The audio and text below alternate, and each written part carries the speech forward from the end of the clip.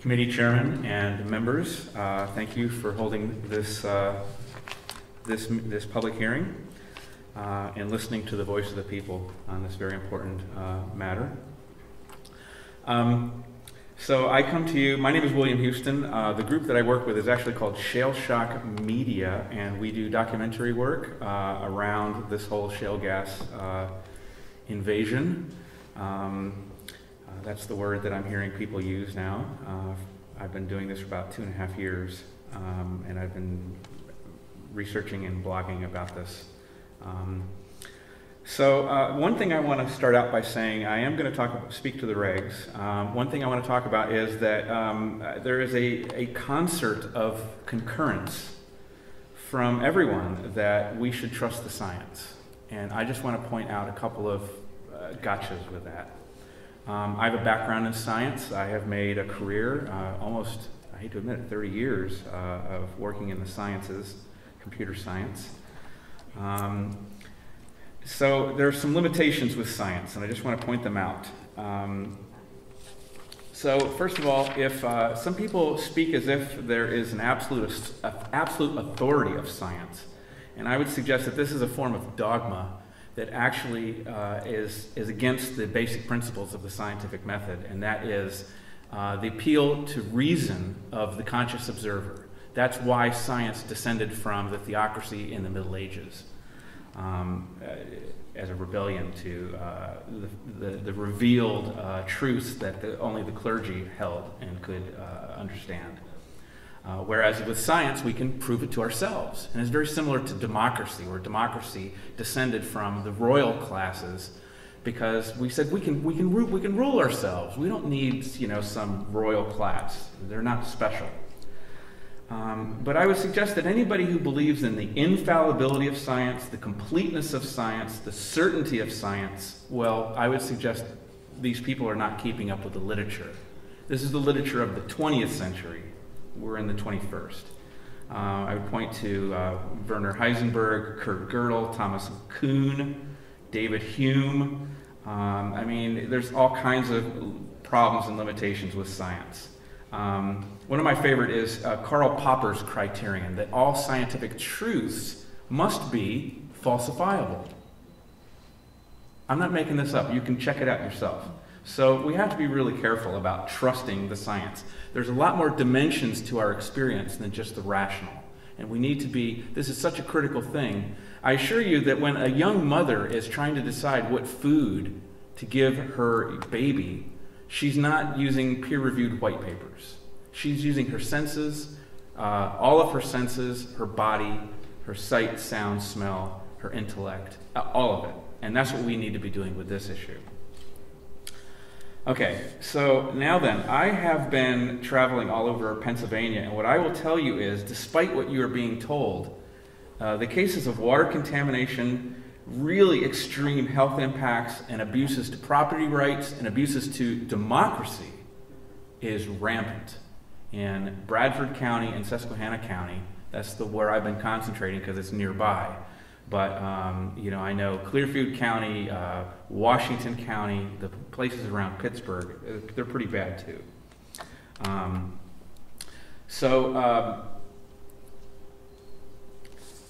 One thing is, this is kind of a fun thing that I've done. I call it the MLS from hell.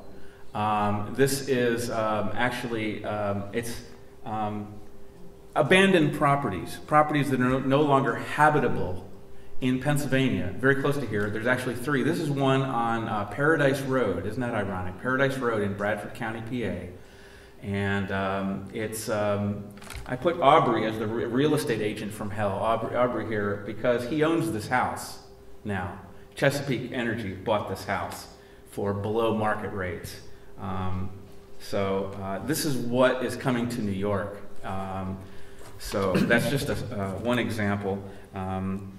Another example is, there's this document out there called the List of the Harmed. I highly suggest that you check it out. Right now, there's over 750 families that have been impacted by health impacts, primarily, is what's on this list. And 750 names, and it is not complete. And I'll give you an example of one name that isn't on it, and that is Patty Klotz from Warren Center, PA, and I just went and visited her. And the first thing that caught my attention was she posted this picture to Facebook. And what this picture is, it's a picture of some kind of reddish-brown goo that PennDOT is driving around and spraying on her roads. And she doesn't know what it is. It stinks. It's foul. It's not like anything she's ever seen before. And, you know, if you look at the Google Maps, fly over some of these fracking areas, you see these big pits with this reddish-brown goo in it. Is it frack waste? I don't know. By the way, in Pennsylvania, they just changed the rules to allow the spreading of this waste on the roads. The rule change was in July. This photograph was taken in August of 2012. So it looks to me like they're doing it. The other thing that's interesting about Warren Center, PA, this is a sub-basin. This is actually the Wapassenning Creek sub-basin of the Susquehanna River Basin. And this is where Warren Center, PA is. And notice it drains north into New York. So this goo that's being sprayed on the roads in PA is draining north into actually, it's Waverly and Nichols. So that leads into my discussion. What I really wanted to discuss today was about watersheds. And so what a watershed is, and there is documentation in the packet that I gave you. A watershed is a drainage basin. It's not just, we hear a lot of talk about principal aquifers and primary aquifers and such things. The first thing I want to say is that the distinction, one person did say this before, but it bears repeating, is that there is no scientific basis for the distinction between a principal aquifer or a primary aquifer. Or a sole source aquifer. These are all based on what my friend Chip Northrup calls political science, meaning it's an arbitrary threshold that's based on population density only. The people that live in places with higher population density get better protections for their water supplies. And I also want to tell you, I've looked into this filtration avoidance determination. This is the thing that is protecting the Syracuse watersheds and the New York City watersheds.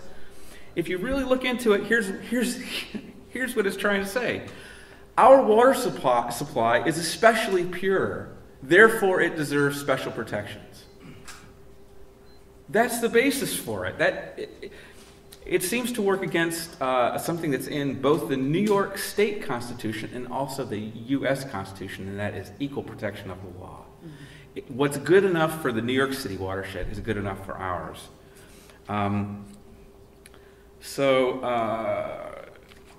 Let's see, what, number 4. So back to Patty Klotz. In the latest regulations, there is an improvement over the last iteration. The last iteration, the setback from a dwelling was 100 feet. That was like really bad. Now it's 500 feet. So it's a small improvement, but it just so happens that Patty Klotz in Warren Center, PA, she's got a drill rig 500 feet from her living room. And I sat in her living room next to her chair. That's what this is a photo of. So what you can see is these black lines right here, this is her window, and this is a little guard shack that looks right at her when she's sitting in her easy chair. This guard shack, and then here is the drill rig, chopped off. That is a 500-foot setback. That's what a 500-foot set. That's what the new regs permit. And by the way, the 500-foot setback only applies to the well pad itself. It doesn't apply to any other, ancillary equipment they might be dragging onto the site. So there's no setback for anything else. This is a quick map. My friend Rachel might enjoy this because this is I've composited this. This took me days to put this together, but this is basically, somebody told me that New York State should be called the water state because there's actually a confluence of 5 different watersheds here in New York State. The Ohio River, which drains down into the Mississippi, down into the Gulf of Mexico. We've got the Susquehanna that drains down into the Chesapeake Bay. We've got the Delaware Watershed, which drains down into the Delaware Bay. And we have the Hudson Mohawk Watershed, which drains down into the New York Bay. And lastly, the Finger Lakes are part of the Great Lakes Watershed, which drain into the St. Lawrence River and up to, I think it's called Bay of St. Lawrence. So there's quite a few watersheds. Note on this map, and this is in your packet, this is the New York City watershed right here. And the watershed is the entire drainage basin. It's not just the aquifer. It's not just the underground aquifer. It's all, the whole surface area. Because it's like the boundary of the aquifer is like a ridge. It's like it's a mountain ridge. And any rain that falls within that area will end up in the river. That's the idea of what a watershed is. And I would suggest that a 4,000-foot buffer around an aquifer is the beginning of a good idea. But as my friend here just pointed out, that there's the basis for actually a 7-mile barrier around the New York City watershed. In fact, a year ago, some people sat at this very table and were arguing for a 7-mile barrier around some of the critical infrastructure. I think it was just the aqueducts.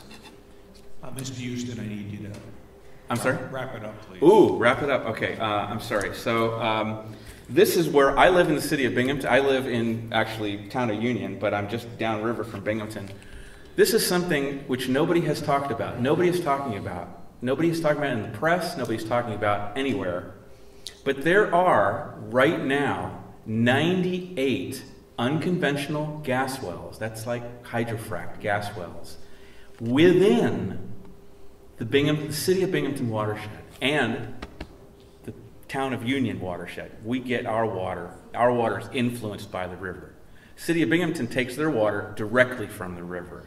98 gas. This would, New York City asserts police powers authority over their watershed, rightfully so, because they want to be very careful about what goes on inside their watershed. The new regs do nothing to protect Binghamton from what's going on in a different state. This would produce a police powers response. If there was 98 wells within the New York City watershed, so that's what we're dealing with in Binghamton. I'm going to try to wrap it up. Here is the Susquehanna River, the Susquehanna watershed. This pink area here is parts of Pennsylvania where there's fracking going on that drains north into New York. I'm just bringing this up because the regs don't address it, and I don't even know how to address it because it's not within our state. We need some kind of interstate protection from this, and the SRBC is completely a captured organization. I'm just going to try to, in sum, we have 190,000 New Yorkers right now that are at risk because we are downstream. 190,000 New Yorkers are downstream from fracking operations in Pennsylvania.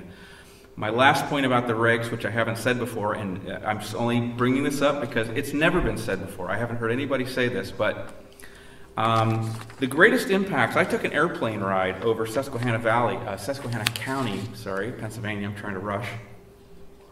And the greatest impacts, some of the greatest impacts come from pipelines and compressor stations. The new regs, and part of pipelines and compressor stations is also refineries. Take a drive around Susquehanna County, Pennsylvania, and it is basically becoming a big gas refinery, a distributed gas refinery.